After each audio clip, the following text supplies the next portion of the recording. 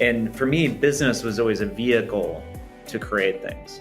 It was not a vehicle for accumulation or wealth. Now it's much more about, how do I do something that lasts? How do I do something that really matters? There's ego still, but in the equation of things, it's lessened. Everybody in tech says they want to change the world. That's a story we like to tell ourselves. I think we want to succeed. But I think as you grow and your motivations turn more outward and less inward, and so that's happened as well for me.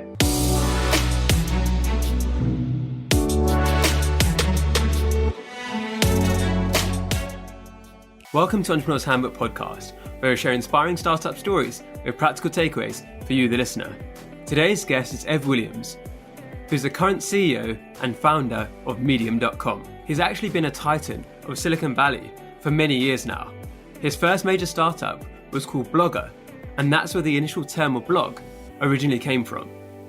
After this, he helped to co-found Twitter and served as their CEO. Medium is where his passion is at the moment, and it's been going for almost a decade. He also runs Obvious Ventures, where he invests in other startups that he believes hold the keys to the future. Ev does very few interviews, so I'm absolutely delighted to share this interview with you today.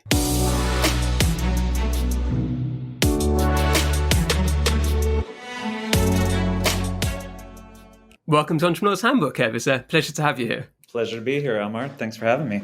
So you're obviously a very special guest because Entrepreneur's Handbook was built on Medium way back in 2014 by Dave Schools. And he was one of the first major publications that was built when everything started opening up and the platform was still pretty new. Yep. And now 8 years later, and we've got over 200,000 followers, we've had so many amazing entrepreneurs write for us and so many people learn. And it's all because of the platform that you built. But for a lot of people listening, they might know you because of Medium rather than everything you've done before that. And obviously they've heard of Twitter. I think pretty much everybody has. Yep. But your story goes even further back than that. So what I'm curious to understand for our readers and our listeners is, what made you become an entrepreneur in the very first place? Because you didn't have the traditional background, let's say. Well, if we want to go way back, I was raised in the middle of cornfields in the middle of the United States, in Nebraska, and literally raised on a farm. And so definitely not a lot of tech background or really business background, although in one respect, there was an entrepreneurial influence from early on, because as most farmers are entrepreneurs, if you think of it, they're in business for themselves. And so my dad was a farmer. His dad was a farmer. They lived next door.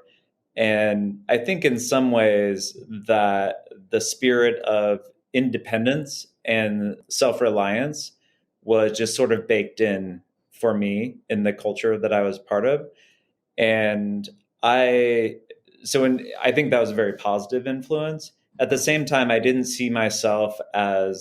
certainly didn't see myself becoming a farmer. And as I grew up in this small town that was, and was fairly sheltered, I didn't see myself as lining up to traditional institutions in any way. The idea of, I wasn't a great student. I didn't really like school. I was very creative. And so from a fairly young age, I thought about, what can I do? How do I pave my own path? How do I do something different? I had this strong desire to sort of break out of this world that I was in and what other people did, and to distinguish myself. And so I don't know when or why exactly, but I do distinctly remember even playing with my Hot Wheels and making little signs that were, I think my first company name in my head was EC, because my middle name starts with a C, EC Industries.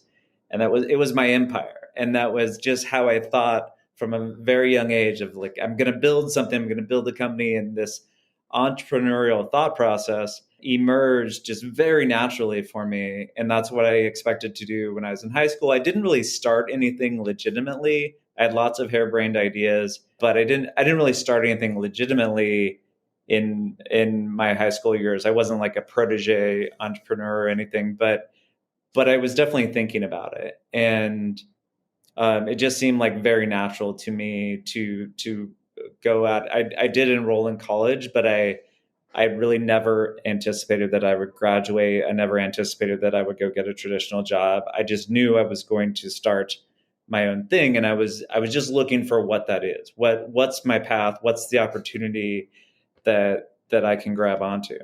Who inspired you in those early days to take that kind of a path? Because it wasn't, so now it's popular for people to drop out of college and to become entrepreneurs, but it wasn't always the case. When I started getting into computers, which was, again, I wasn't super young. I played video games, but I started getting into computers. One very lucky thing that I had is it was in this tiny town in rural Nebraska in the 80s, but there was a computer lab in the school. And not only was there a computer lab with these Apple IIs, there was also, at least for a semester, there was a mandatory basic programming class. And so everybody, and which is astonishing to me now, because I know a lot of kids, even my own kids, don't have mandatory programming. It's an elective, and it's probably a lot higher quality. But everybody, even back then in rural Nebraska, was forced to take a semester of programming. And when I saw that, I was just blown away, and that opened up this possibility to me that I was immediately attracted to.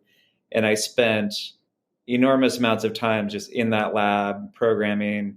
And from then on, I knew that, okay, I can create things in this world. And then I started reading about entrepreneurs. And Bill Gates was certainly someone I read about from early on. And I don't even know where Microsoft, I think Microsoft actually went public around that time when I was first learning computers in the 80s.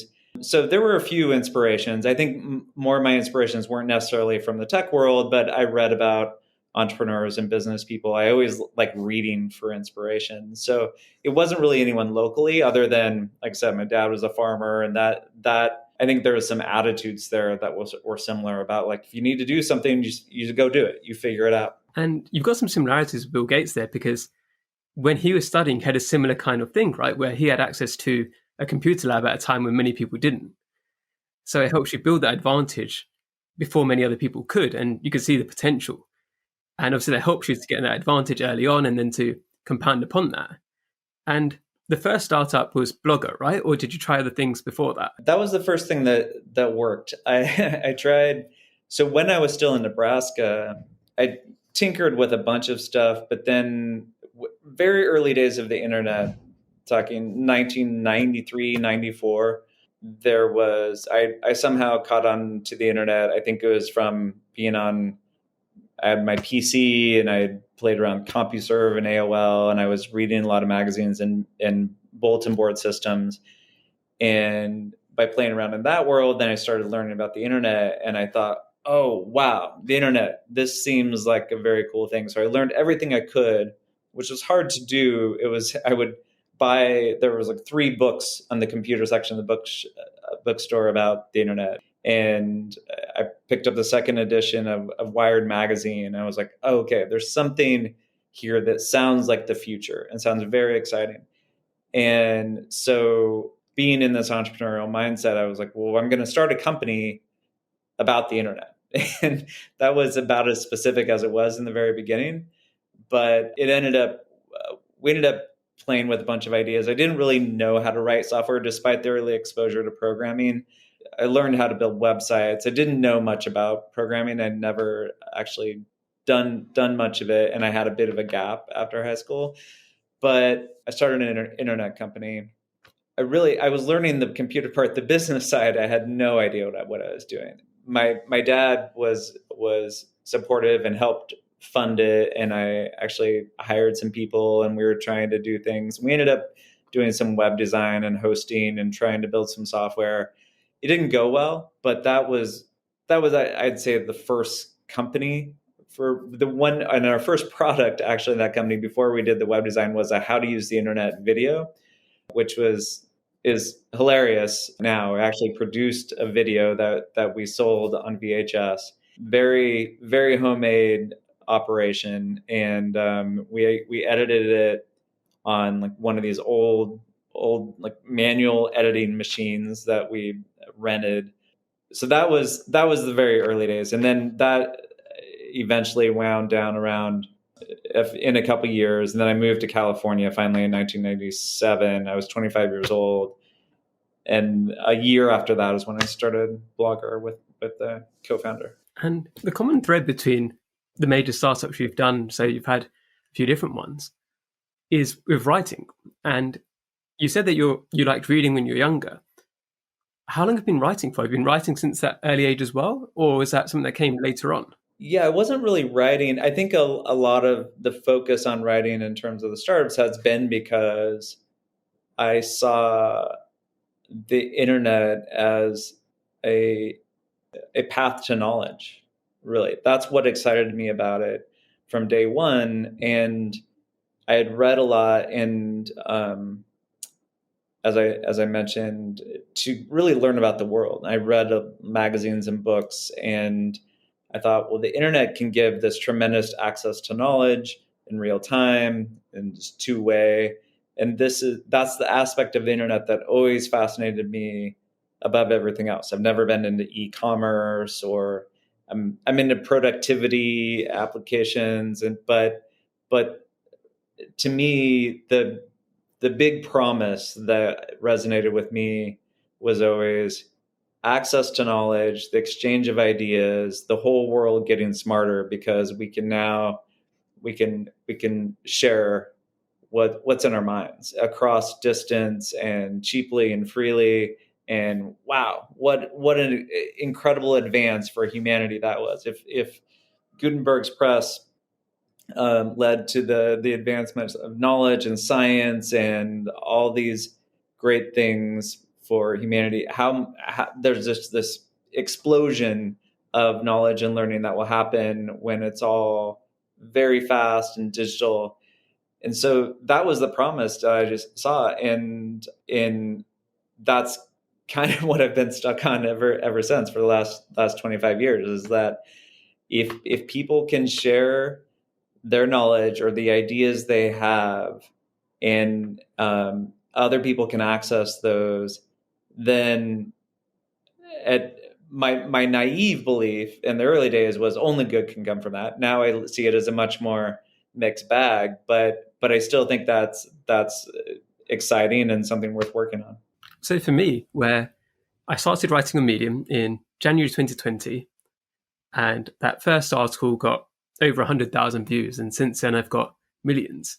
And I still think of it as insane, like you said, because if we look 100 years ago, for 100,000 people to have heard of my name or read something that I've written, I'd have had to have been in like a national newspaper or something. It could have been almost impossible for me to kind of write my first article and get that many eyeballs on it and to impact that many people. And it blew my mind because I didn't expect anybody to care what I had to say. And it still kind of confuses me that people do care. And I'm coming to terms with that and trying to make sure that I use that responsibility, I use that power responsibly, because like I said, there's a mixed bag. If you've got such reach, then you can do both good and evil with that. And what you mentioned there, where you said how you thought it could only be used for good in the past, and obviously things haven't necessarily turned out that way. When you did this back in 97 and 2000, did you ever anticipate that the world would get to where it is currently, where there's so many people writing online, there's people on Twitter, there's people on Medium, there's people creating videos? Did you see that vision from those early days, or how has it turned out different to what you expected? I certainly can't claim to have seen the vision. I think a lot of us who were involved in early internet days, we had this idea that of democratization of media and of publishing, and sort of spoke to this idea that everyone one day would be able to do this and would actually have a blog. Sort of was a vision at one point. At least anyone who cared to put ideas out in the world could do so, and that was going to change a lot of things. But what that would really look like and feel like, and how it would change society, I had no idea. I don't think anyone really had much of an idea of and like I said, the assumption was, there was a naive assumption of that we were all just going to be smarter. And that I really thought that, and probably said that many times back then, is like, well, we can get rid of the gatekeepers and anyone can put their thoughts out there. We're all going to be smarter. And of course, not all the thoughts are going to be correct, but there was rich online discussion even from the early days. So, and most people are rational, and we'll just hash it out and we'll figure it out. So now I look at that and think, well, that was,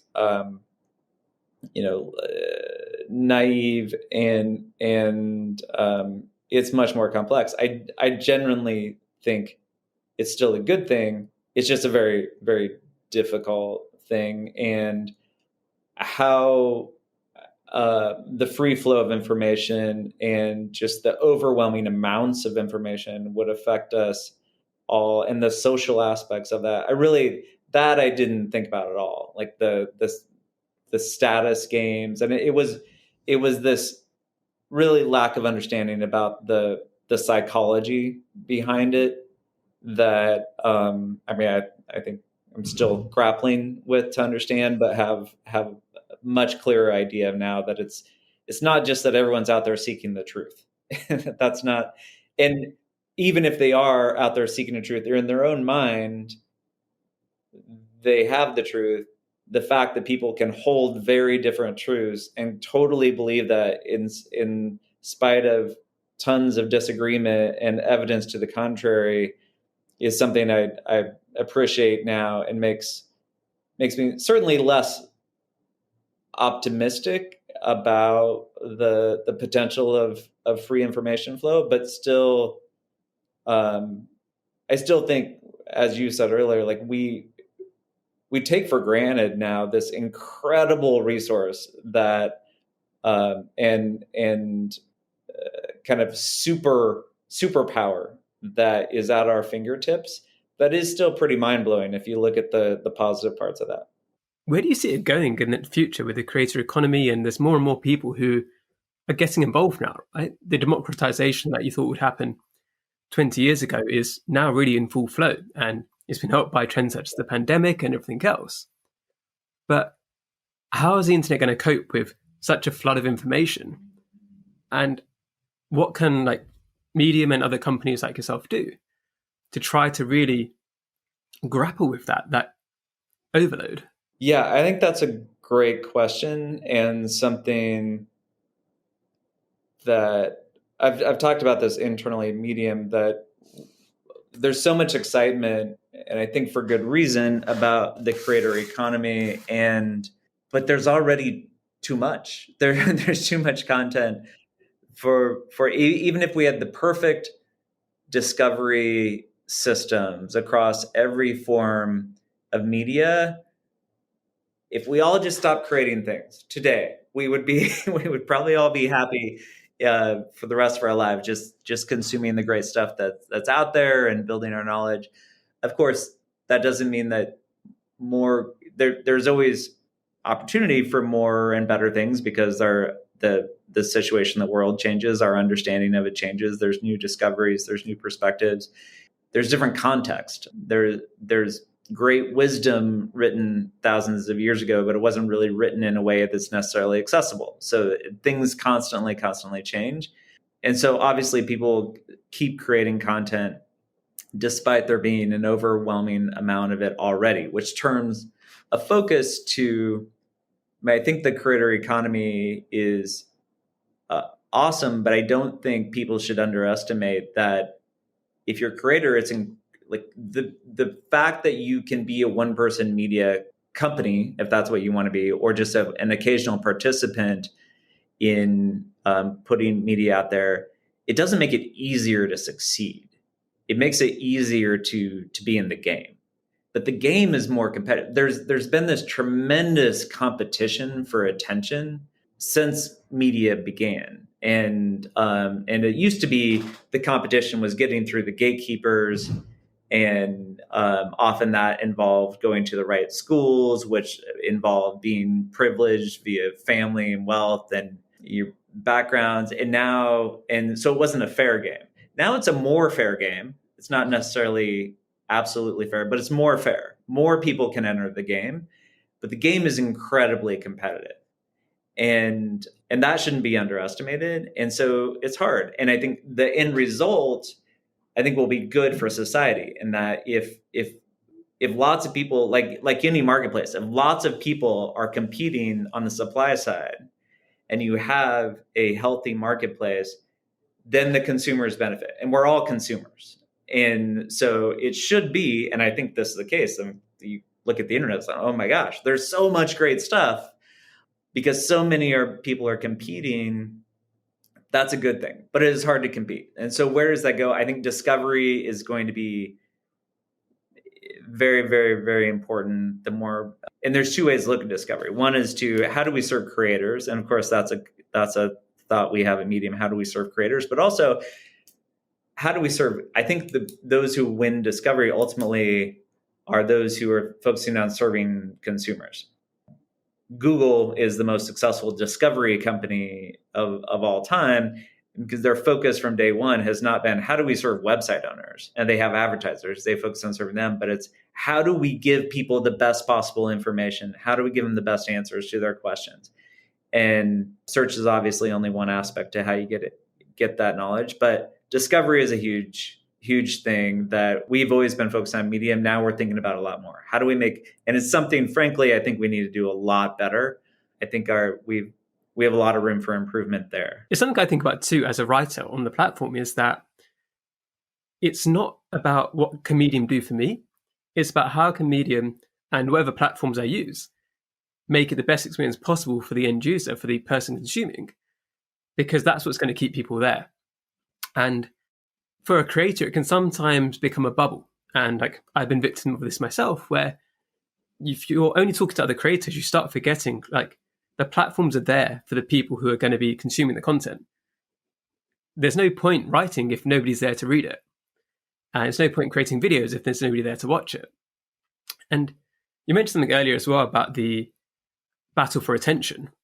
And like I said, it's not just which article to read, it's also reading versus TikTok or versus all these other things as well.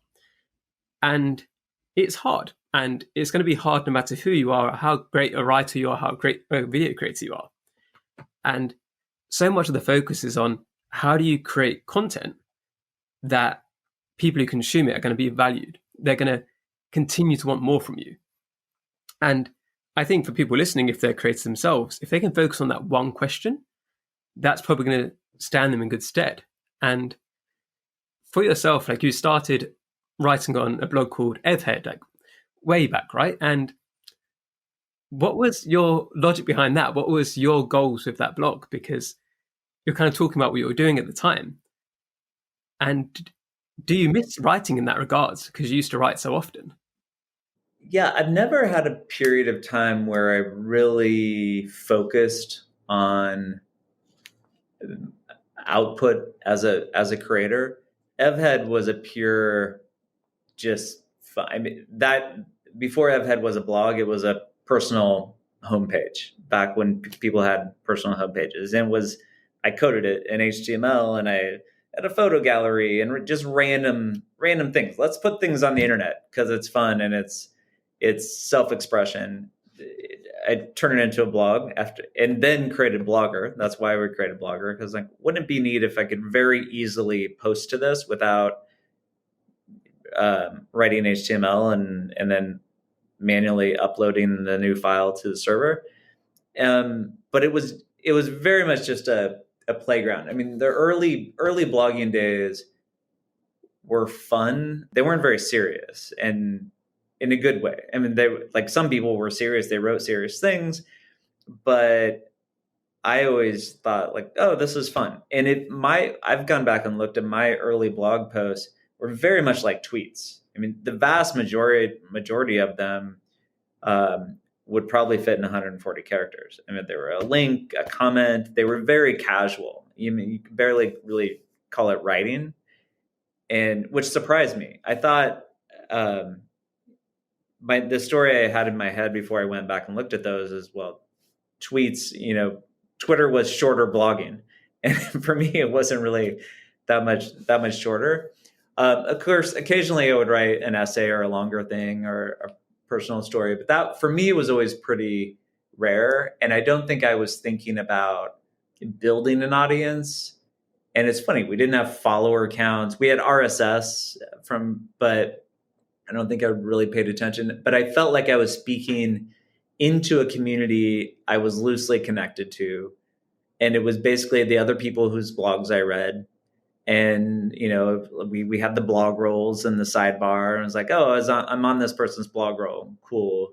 And that's kind of who I'm talking to. Let's all like jam. And that was for me. So other people, were much more serious and produced a lot more things and still do. When you're looking back at now, so you had Blogger and then obviously with Twitter with the shorter form, and then you went to Medium, which is obviously medium form.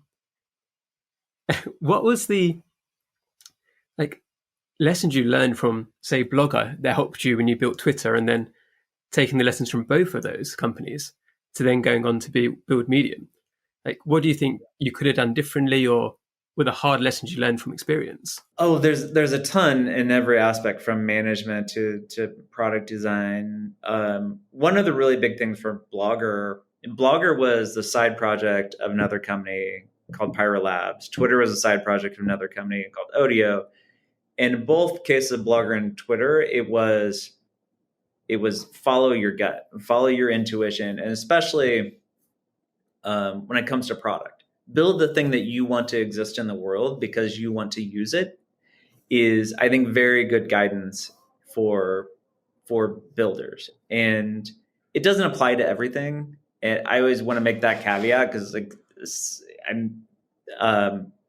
some things can't be built that way. Some things that are important for the world. But for me, the Blogger was just an idea I had. Like I said, started using it on my own site. We were working on this project management thing, which I also wanted to exist in the world. So it was this very difficult sort of choice that I had to make eventually to focus on Blogger. But it purely came from, how do I want this to work for me? And I believe in user research, but I first believe in use your own judgment and do what feels right. I think so many of the best products in the world of all types come from that feeling of an individual or a small group saying, what do we want this to be in for ourselves? And that's where Blogger came from. And it took me a while to really follow that intuition. And then same thing with Twitter. Twitter was started out of this Odeo, which was a podcasting company. And we weren't really into podcasting, at least. We like listening to podcasts, but then a whole series of things happened. So what we had built was not finding product market fit.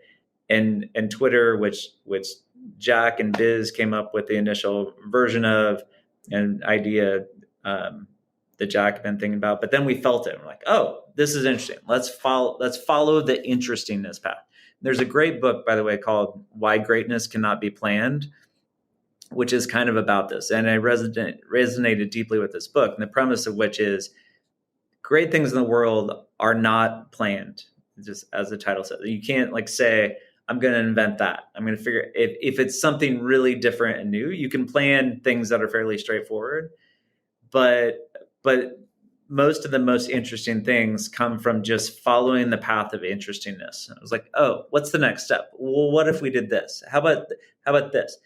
And so both those projects coming out of being side projects of more complicated, more planned efforts was those a couple of the lessons that I always go back to and tell people. I still tell people at Medium today who are building products, like when we're debating, it's like, well, users want this. Will this make the numbers go up? People get, and all those are important, but I always try to remember, like, well, do you like this better as a user?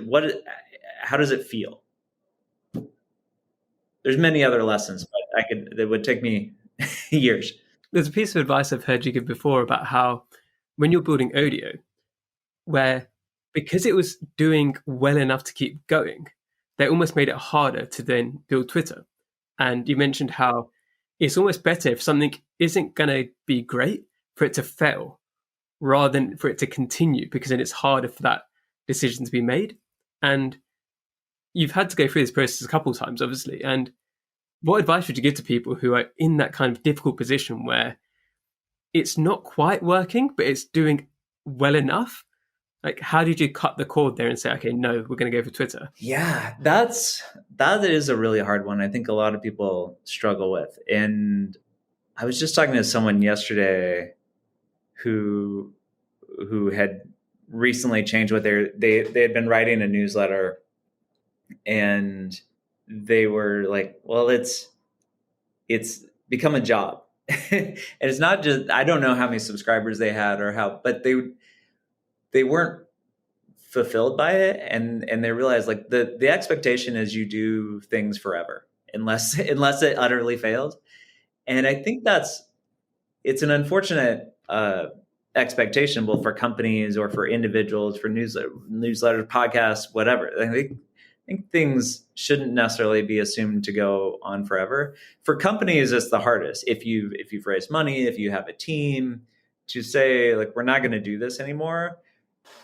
I got by with it a couple times because I had the other thing. Even then, it wasn't easy. I mean, switching from Odeo to Twitter, people look at that as, oh, obviously, that's no brainer. Should abandon Odeo. Odeo was bigger than Twitter for like a year. And so we were still working on Odeo. It was like, how can we, and we had raised money, we'd raised a few $1 million, and we had a team. Like, how can we stop working on this thing that's bigger than this weird thing? Our board, didn't really believe in it. No, it wasn't, Twitter actually wasn't even growing. And so I moved way too slow to Twitter, actually, because this other thing was bigger. And same with Blogger and Pyra.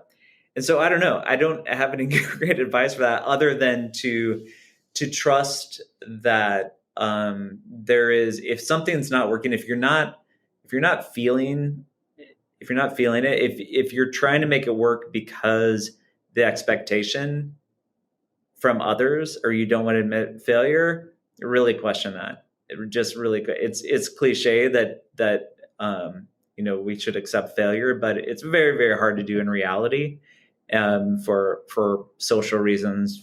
And I know I've struggled with that, but it is often the best thing you can do. And it turns out it's almost never a big deal. Anyone, and I think anyone who, I always admire people who can say, oh yeah, tried that, didn't work. No, no harm, no foul. Almost, it's truly not really looked down on nearly as much as you think it will be when you're in it. As we're talking now, earlier this week, the world's #1 tennis player quit at the age of 25 at the top of the sport. And it's almost the other effect of what happens when you're not enjoying something, but it's doing really well. Was it hard to detach yourself from Twitter? Was it like you have to stay there in a way mentally because you're like, I can't leave? Well, my stepping down from CEO role at Twitter was not my choice, but so it was hard, but for reasons other than that one. So I was CEO for 2 years. The company was just blowing up and grew 10x during those 2 years. And then I was asked to step down by the board. And that was the hardest thing that's ever happened to me in my life professionally, and incredibly devastating in a whole bunch of ways. Not because I thought I'm the greatest CEO ever, or I'm doing that great a job, or I want to do this the rest of my life. I was definitely struggling with some aspects of it. The company was doing super well, so I was like, okay, I'm doing okay. But it was just the way it happened. It was very, very unfortunate, and it took me a long time to recover from that. So sometimes it's not our choice, and you think you want to be doing something, and or in a relationship, and sometimes then you think you really need to be in that, and then it's no longer your choice, and it can be really hard. And then something new opens up, and that's the thing. I think I'm there was a long time when I was really resentful of what happened with Twitter. I was still on the board. That was my choice, to stay on the board until I got off, because I was trying to be helpful and I was trying to learn. And that was my equation. It was like, if I'm either feel like I'm not being helpful or I'm not learning, then I'll step off the board. I'd never really stopped learning, but stopped learning as much as I did before, after it was public for a few years. So, but I think that whether you make the conscious choice or someone decides for you, I think just the reminder that we live in an abundant world, and I've been super lucky to have all these opportunities all the time. So, and I want to acknowledge not everyone does, but I do think that there is almost always opportunities. Like, we can't see what will come up if there's something in the way.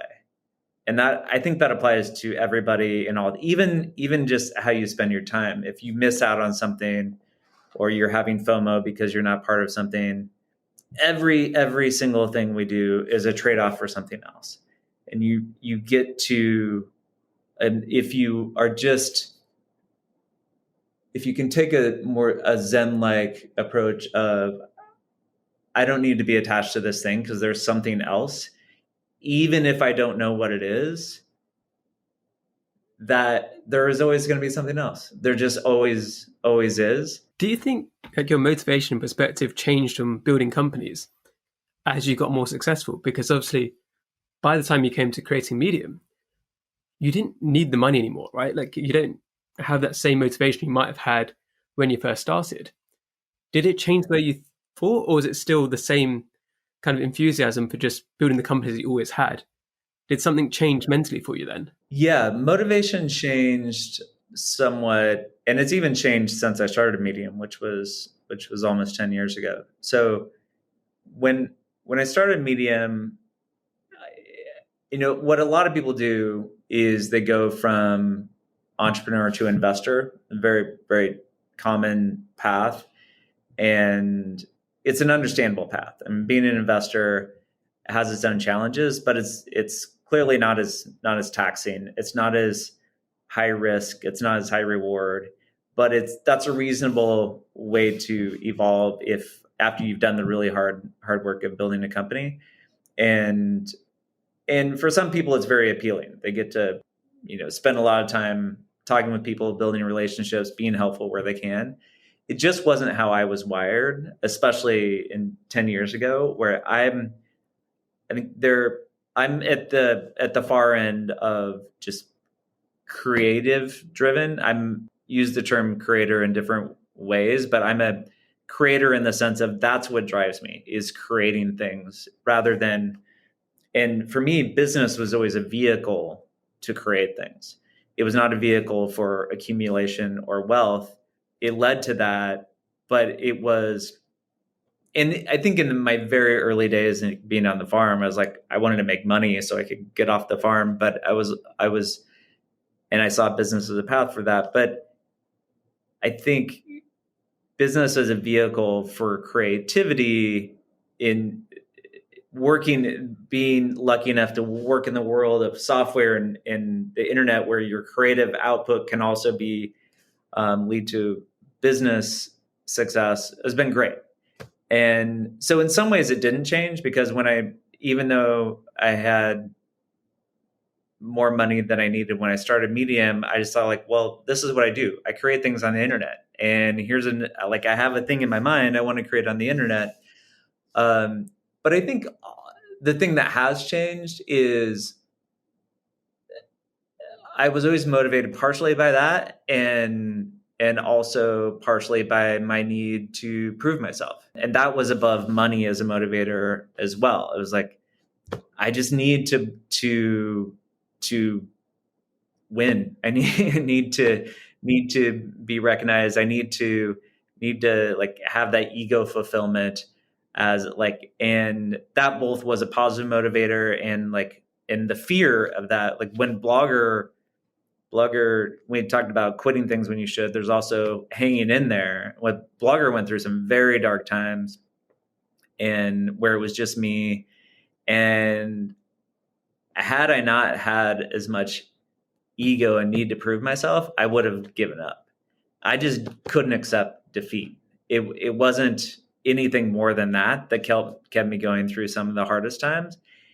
And I don't have that as much now. And not just because of having some success. I think that's also comes with age as well, and just maturity. And so now it's much more about, how do I do something that lasts? How do I do something that really matters? There's ego still, but in the equation of things, it's lessened. And things like, how do I actually, I think everybody is in tech says they want to change the world. I think that's a story we like to tell ourselves. I think we want to succeed more. And I think that's, but I think as you grow and your motivations turn more outward and less inward and so that's happened as well for me. Do you think having that motivation early on, like you said, it's the only reason why blog has survived?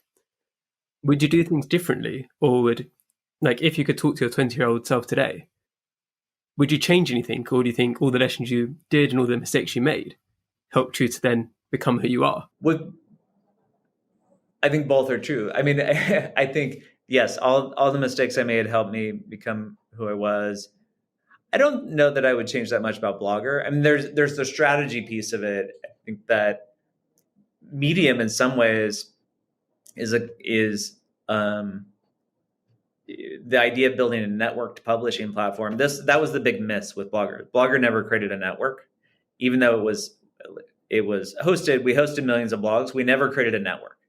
So there was never any reason to publish on Blogger, even though we had millions of blogs. It was software. There was no, you could go use WordPress and have more features because it is more fully featured.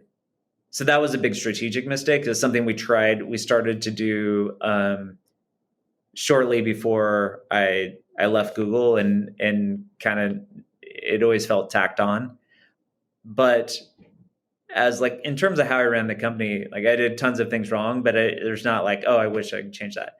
Twitter more so. I mean, Twitter I have both strategically and more leadership wise. There's a lot of things that I would certainly do differently, and that's a long list. That's a long list. So for entrepreneurs right now who are building companies, what would you tell them about becoming a leader that you wish you knew when you started?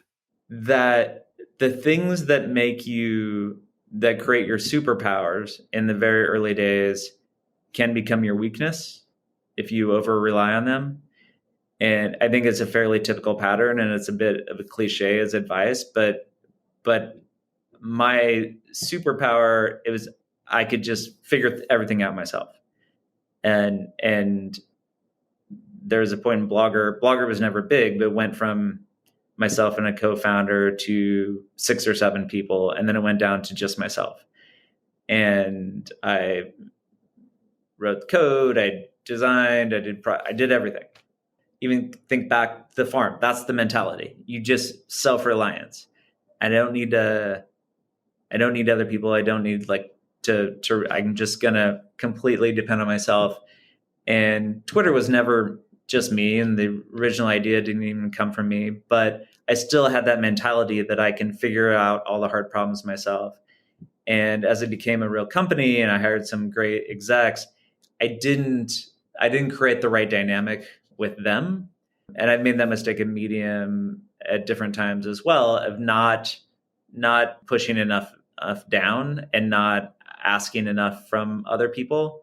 And so that idea that you need to, it's not just giving up control, but actually bringing people in who can help you and asking a lot of them, and is a very common mistake. If you're that founder individual used to being the smartest person who can figure everything out, and you have very strong opinions about what everything should be, I think you can hire people and they're not keeping up, or they're not doing the right things. And instead of working with them or replacing them, just doing it yourself, eventually you flail out, and you don't get from your team what you need from them.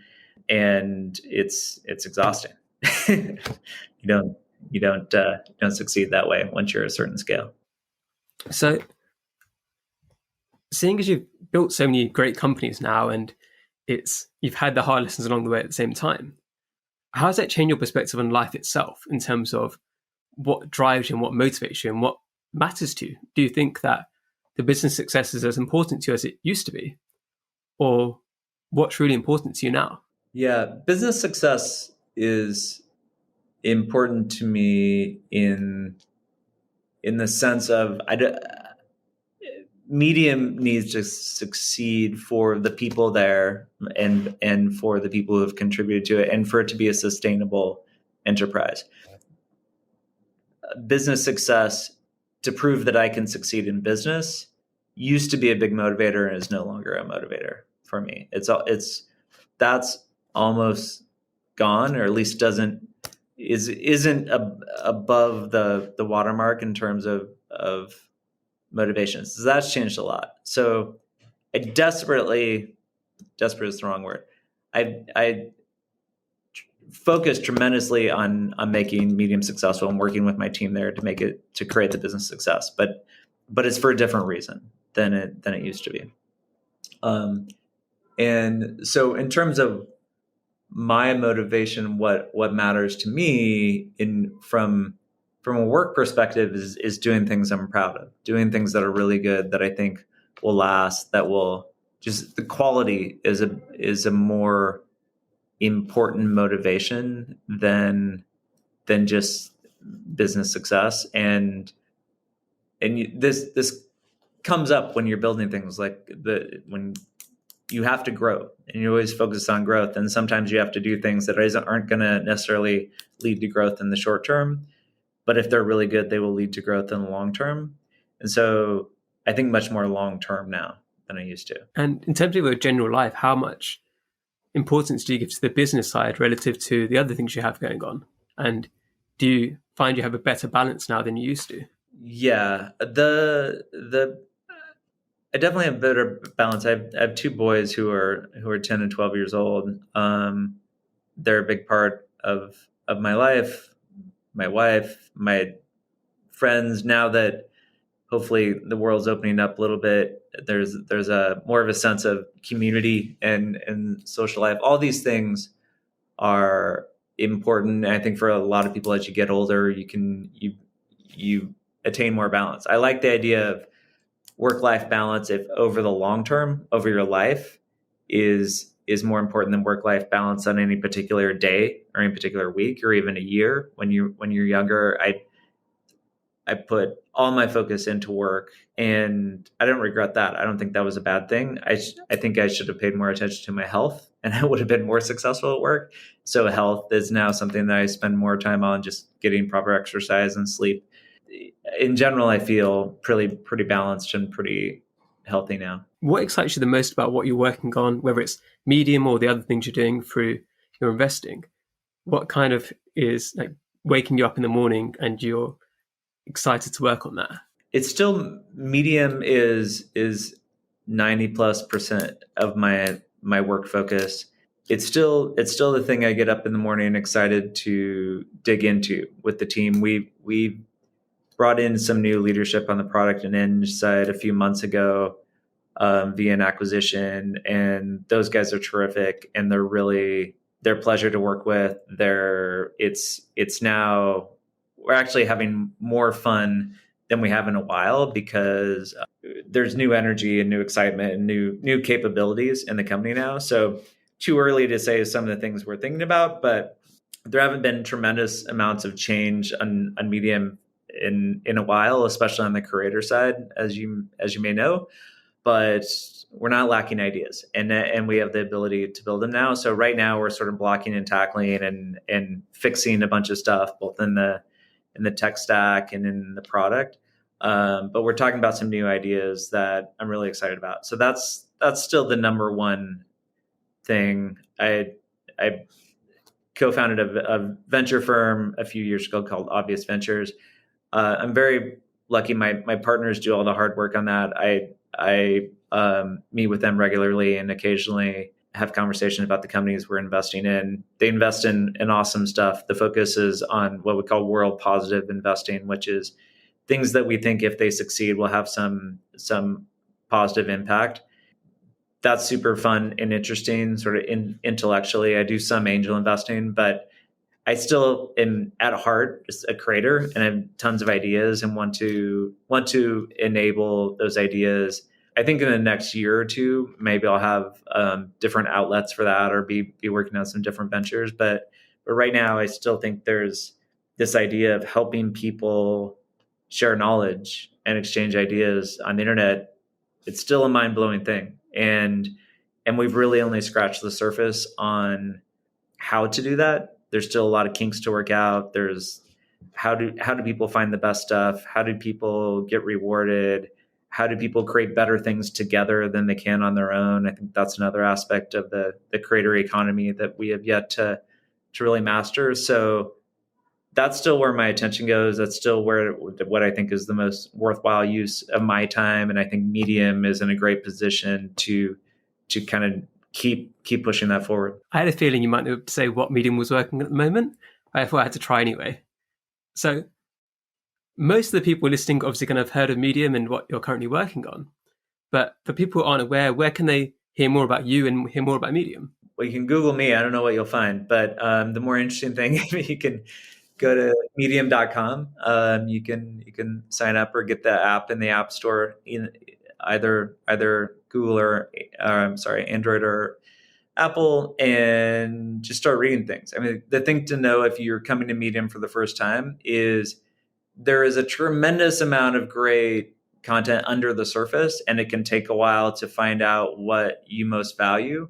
And so the process, if you hang in there and really say like what you like and what you don't like, you can find incredible stuff that is hard to find in other places, and you can learn things about pretty much anything. Our current tagline on the homepage is "Stay curious." I think that's the idea that we like to promote. Is if you're curious, there's things you can find on Medium all day long. And if you're a writer, of course, we invite you to share your stories as well at medium.com. Thank you for joining us today, Ev. It's been a pleasure. My pleasure. Okay. Thanks for having me. Fun conversation.